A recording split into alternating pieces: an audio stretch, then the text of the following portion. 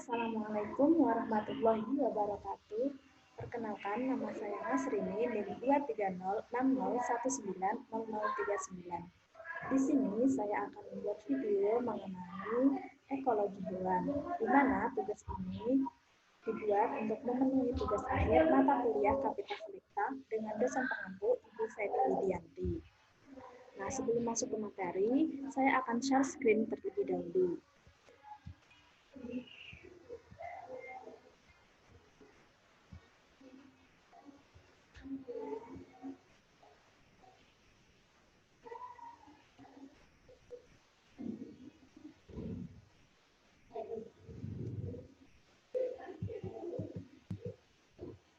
Nah, di sini judulnya adalah ekologi hewan. Ketika mendengar judul ini, apa yang akan terbenak di pikiran kalian semua? Oke, kita tunggu dulu. Selanjutnya, setelah melihat gambar-gambar ini, apakah sudah terpikirkan apa itu tentang ekologi hewan? Nah, di sini saya akan membantu kalian untuk memahami lebih dalam tentang ekologi hewan. Di sini digambarkan ada beberapa hewan dengan lingkungan yang berbeda. Ada monyet, ada badak, terus ada koala, ada harimau, dan juga ada ikan. Di sini mereka hidup di lingkungan yang berbeda-beda. Nah, hewan dan lingkungannya inilah yang akan menjadi tema untuk dipelajari dalam ekologi hewan. Nah, dalam ekologi hewan juga kita akan mempelajari yang pertama, konsep dasar ekologi hewan, dan yang kedua, hewan serta lingkungannya. Yang pertama terlebih dahulu yaitu tentang konsep dasar ekologi hewan. Konsep dasar dari ekologi hewan yaitu antara makhluk hidup dan lingkungannya akan melakukan interaksi, di mana dari interaksi tersebut akan timbul suatu sistem yang sangat kompleks, di mana sistem tersebut nantinya akan disebut dengan ekosistem, dan ilmu yang belajar tentang sistem disebut sebagai ekologi. Nah, ekologi itu terdiri dari dua kata, yaitu oikos dan logos, yang berasal dari bahasa Yunani. Oikos sendiri berarti rumah, dan logos artinya adalah ilmu atau studi tentang sesuatu. Jadi, dapat disimpulkan bahwa ekologi merupakan studi ilmiah yang mempelajari tentang hubungan makhluk hidup dengan lingkungannya. Kemudian, ekosistem tersusun atas dua komponen utama. Yang pertama yaitu komponen biotik atau komponen hidup seperti manusia, hewan, tumbuhan, dan juga makhluk-makhluk kecil yang bersifat mikroskopis.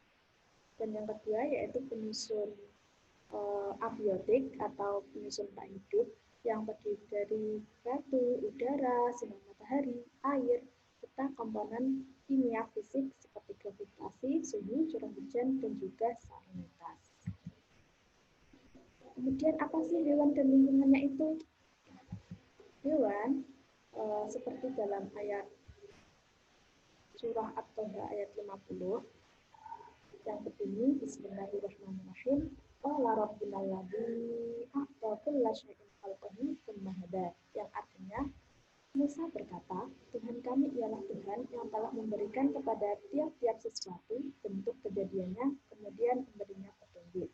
Nah, dari ayat ini terkandung makna bahwa dalam setiap penciptaan makhluk hidup itu Allah telah menentukan secara detail tentang bentuk serta di mana makhluk tersebut akan tinggal. Dan ini ayat ini menjadi dasar dari adanya ekologi hewan tersebut.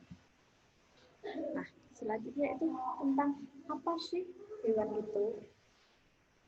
Nah, hewan itu dalam sistem klasifikasi memiliki karakteristik yaitu organisme multiseluler, heterotrof,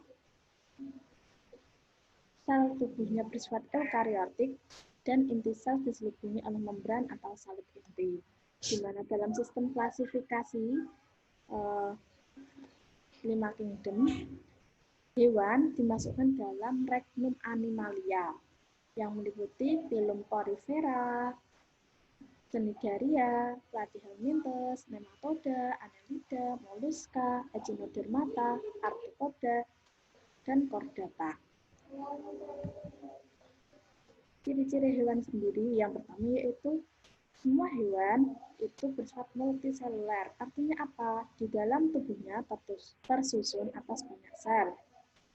Yang kedua yaitu sel hewan tidak memiliki dinding sel karena dinding sel hanya dimiliki oleh sel tumbuhan. Sedangkan pada sel hewan itu tidak memiliki dinding sel dan hanya memiliki sentrosom dan lisosom sebagai pembeda antara sel hewan dan juga sel tumbuhan.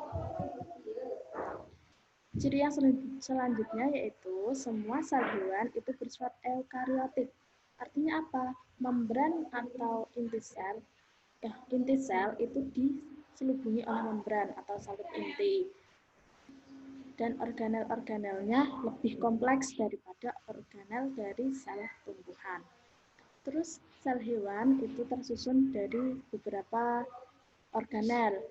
Di antaranya yaitu ada badan Golgi, mitokondrial, ribosom, retikulum endoplasma, lisosom, dan sentrosom. Selanjutnya yaitu hewan bereproduksi secara aseksual. Namun ada beberapa hewan yang dapat melakukan reproduksi secara sebagian besar hewan itu bereproduksi secara seksual atau secara fertilisasi ya.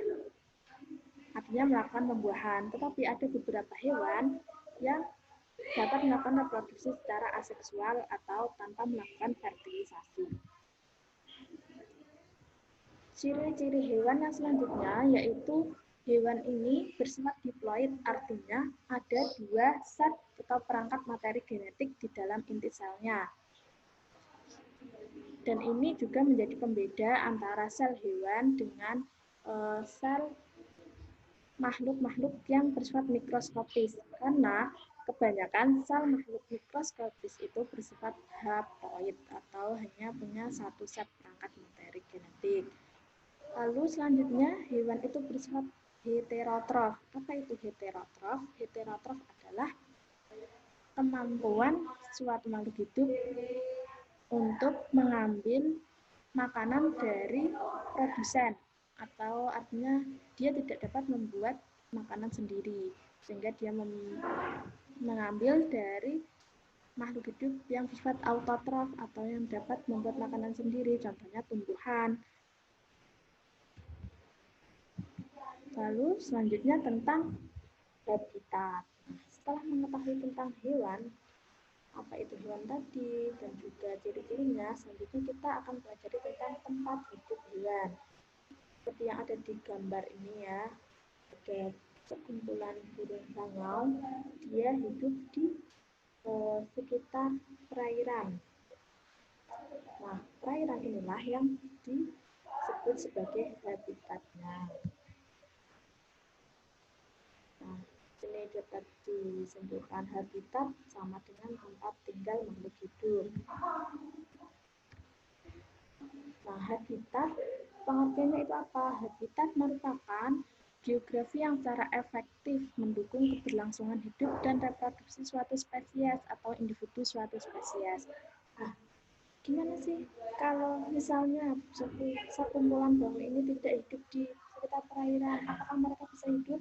Mereka tetap bisa hidup, tetapi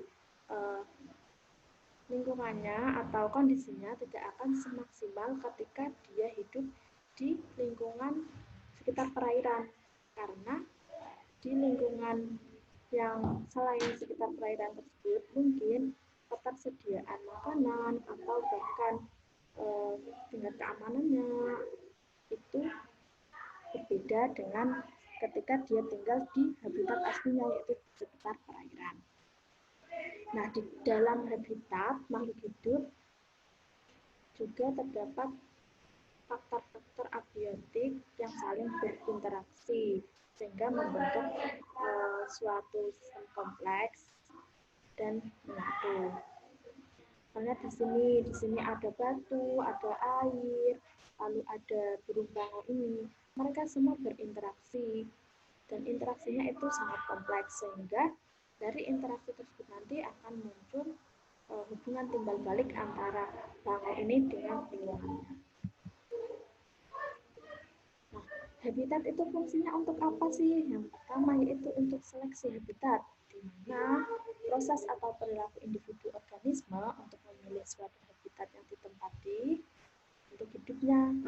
Nah, seleksi habitat ini maksudnya ini seperti tadi, burung bangau, dia menyeleksi habitat, dia bisa hidup dimanapun. Tetapi ada satu tempat yang paling cocok untuk mereka tinggali, yaitu tadi di sekitar perairan. Namanya seleksi habitat. Lalu yang kedua, ketersediaan habitat, di mana aksesibilitas dari area potensial suatu organisme untuk menemukan lokasi yang sesuai bagi kelangsungan hidup dan reproduksi organisme.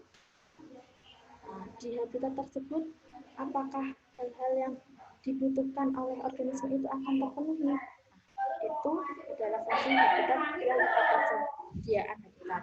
Lalu yang ketiga yaitu kerusakan habitat, di mana hilangnya atau terdegradasinya area alami untuk hidup suatu individu atau populasi suatu organisme. Nah, kerusakan habitat ini akan menyebabkan menurunnya jumlah populasi dari suatu organisme.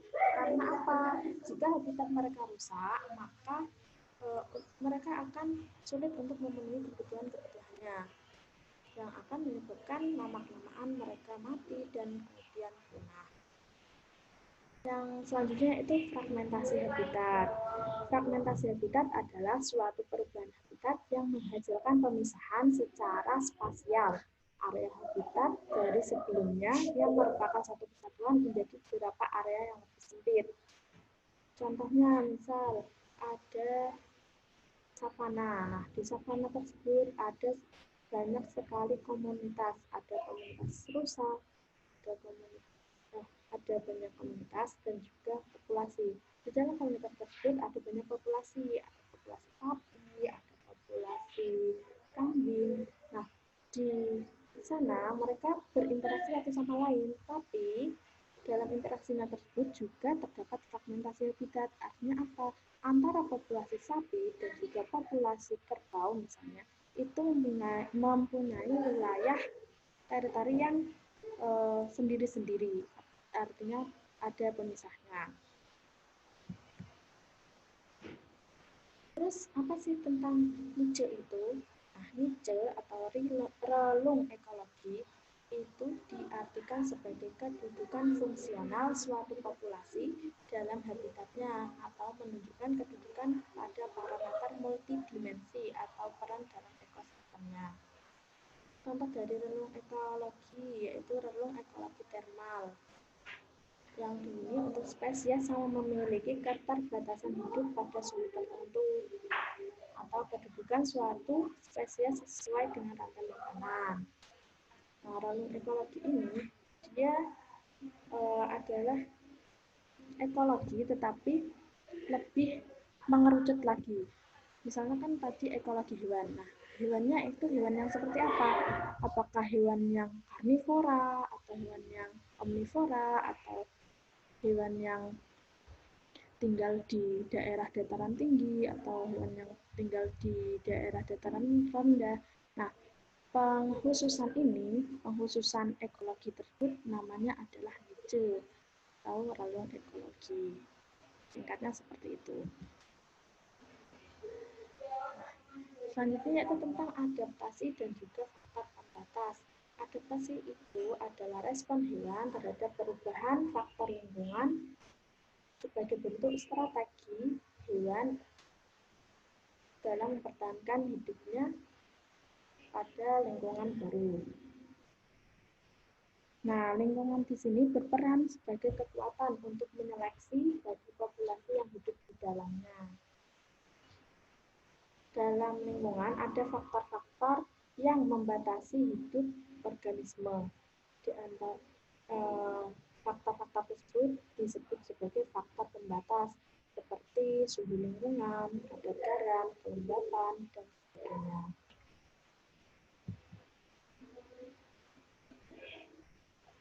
Nah, faktor pembatas ini pengaruhnya terhadap kelangsungan hidup suatu organisme, di mana faktor pembatas pastinya akan memiliki rentang nilai minimum, nilai maksimum, dan rentang optimum.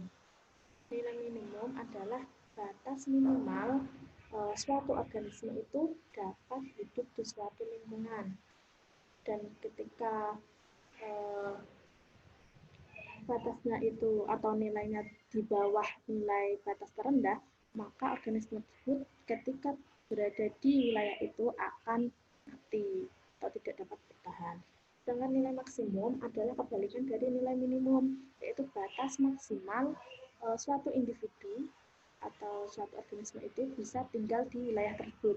Ketika nilai atau suhunya misalnya di atas nilai maksimum, maka organisme tersebut juga akan mati atau tidak dapat bertahan.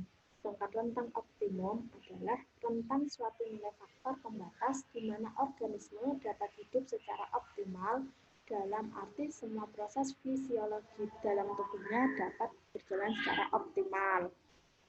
Sehingga ketika semua proses fisiologi berjalan secara optimal, maka mereka juga akan berkembang secara optimal juga. Nah, selanjutnya yaitu ada respon pertama kali organisme terhadap perubahan lingkungan atau ekofisiologi pada jenis organisme. Ini dibedakan menjadi 5 ya. Ini ada kesalahan penomoran. Yang pertama yaitu semu atau masking, di mana maksudnya yaitu modifikasi pengaruh suatu faktor pada faktor lainnya. Yang kedua ada letal. Letal di sini faktor lingkungan menyebabkan kematian. Misalnya kalau suhunya terlalu panas atau terlalu dingin, maka organisme tersebut akan mati. Yang ketiga berarah atau direktif, di mana faktor lingkungan akan menyebabkan orientasi tertentu. Misalnya saja burung-burung yang berada di kutub utara akan melakukan migrasi ke arah kutub selatan atau ke arah selatan ketika musim dingin dan akan kembali lagi ke utara ketika sudah musim semi atau musim panas.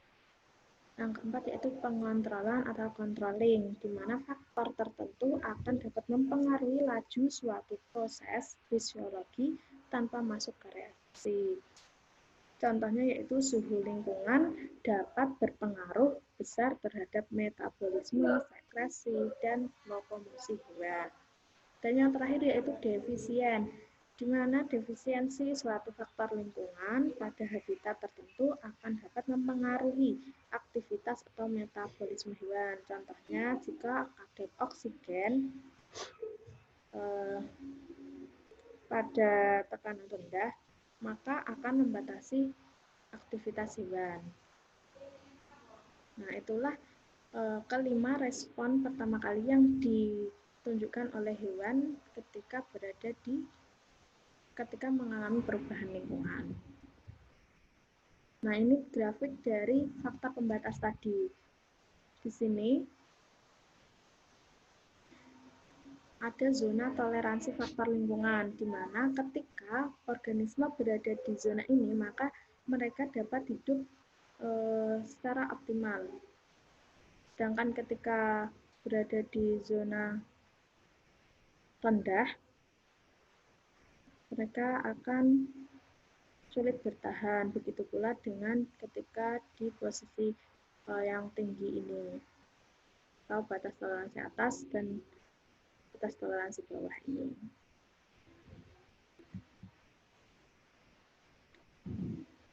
Nah, sumber daya bagi kehidupan hewan. Ada beberapa hal yang menjadi sumber daya bagi kehidupan hewan. Yang pertama yaitu makanan. Makanan menjadi hal yang paling pokok atau yang pertama dibutuhkan oleh hewan, di mana hewan akan memerlukan energi untuk mendukung seluruh proses metabolisme tubuh. Dari makanan tersebut, maka hewan dapat dibedakan menjadi beberapa macam. Yang pertama yaitu hewan autotrof atau hewan yang dapat membuat makanannya sendiri. Ini biasanya sangat jarang ya, karena kebanyakan atau sebagian besar hewan itu bersifat heterotrof atau tidak dapat membuat makanan sendiri. Yang kedua yaitu heterotrof. Nah, heterotrof ini adalah hewan tidak mampu membuat makanannya sendiri, sehingga dia mengambil dari organisme lain atau makhluk lain seperti tumbuhan maupun hewan-hewan yang ukurannya jauh lebih kecil. Lalu, berdasarkan jenis makanannya, itu hewan dibedakan menjadi 3, ada herbivora, karnivora, dan omnivora. Herbivora sendiri yaitu hewan yang hanya memakan makanan yang bersumber dari tumbuh-tumbuhan. Sedangkan karnivora adalah hewan yang memakan makanan dari hewan lain atau biasanya ikan, daging, dan omnivora. Kalau omnivora ini gabungan dari herbivora dan karnivora, artinya hewan tersebut pemakan segala, atau bisa makan tumbuhan dan juga bisa makan daging maupun ikan. Yang kedua yaitu oksigen. Nah, oksigen di sini diperlukan hewan untuk pernapasan dan juga untuk melakukan proses-proses fisiologis dalam tubuh mereka, karena melakukan proses fisiologis tubuh juga memerlukan oksigen. Yang ketiga yaitu tempat. Nah, tempat di sini menjadi lokasi istirahat dan juga melakukan aktivitas lain bagi hewan.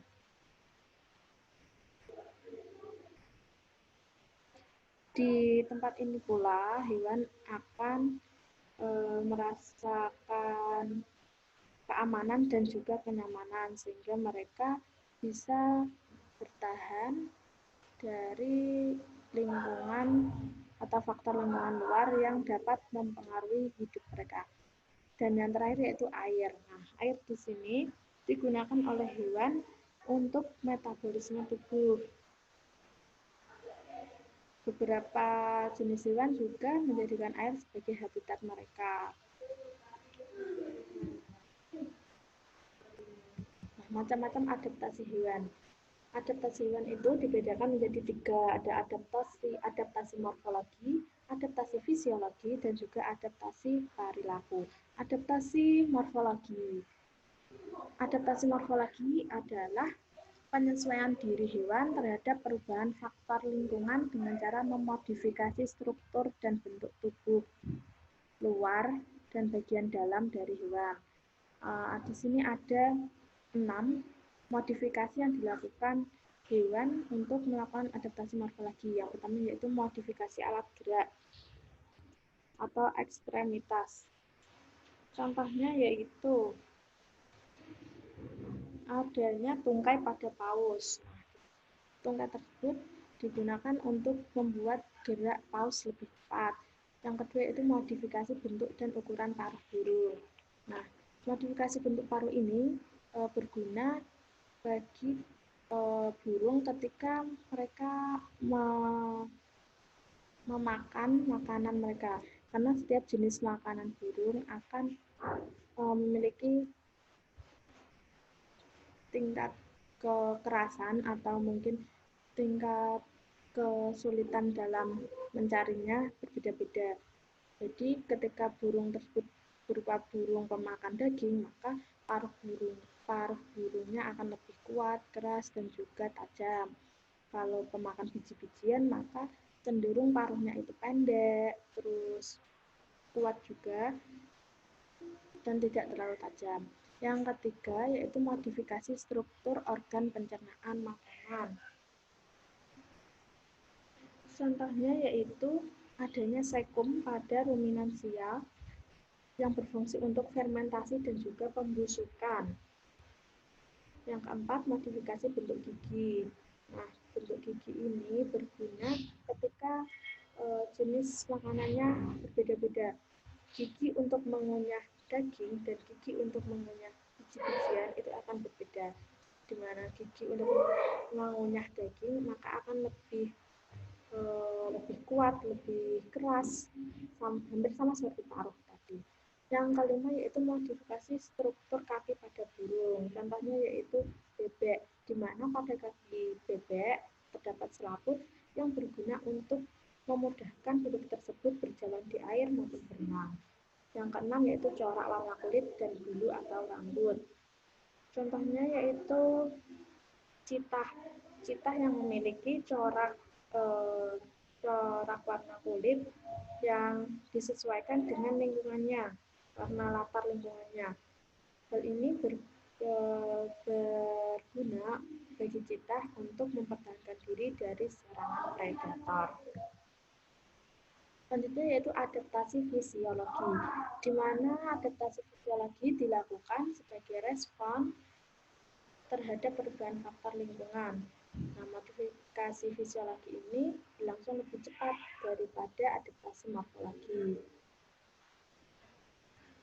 Contoh dari adaptasi fisiologi yaitu perubahan kadar sel darah merah ketika adanya perubahan ketinggian suatu tempat. Lalu ada juga pada primata dengan sistem sosial satu jantan atau one man. Yang terakhir yaitu adaptasi perilaku, di mana adaptasi perilaku ini dilakukan secara jauh lebih cepat daripada adaptasi fisiologi dan juga adaptasi morfologi. Nah, adaptasi ini merupakan respon yang pertama kali ditunjukkan hewan terhadap perubahan faktor lingkungan. Contohnya yaitu yang pertama, Hamadryas babon atau Papilio yang berada di Ethiopia, yang hidup di savana dengan sedikit pohon, akan tidur di lereng-lereng batu yang curam untuk menghindari serangan dari predator pada malam hari. Lalu yang kedua ada monyet hitam Sulawesi atau Macaca nigra yang akan lebih sering tidur di ujung-ujung dahan dengan alasan agar mudah bangun jika ada predator. Nah, itu tadi beberapa penjelasan tentang ekologi hewan. Semoga dari penjelasan tadi dapat membuat teman-teman dan adik-adik semua lebih memahami tentang ekologi hewan. Demikian dari saya. Wassalamualaikum warahmatullahi wabarakatuh.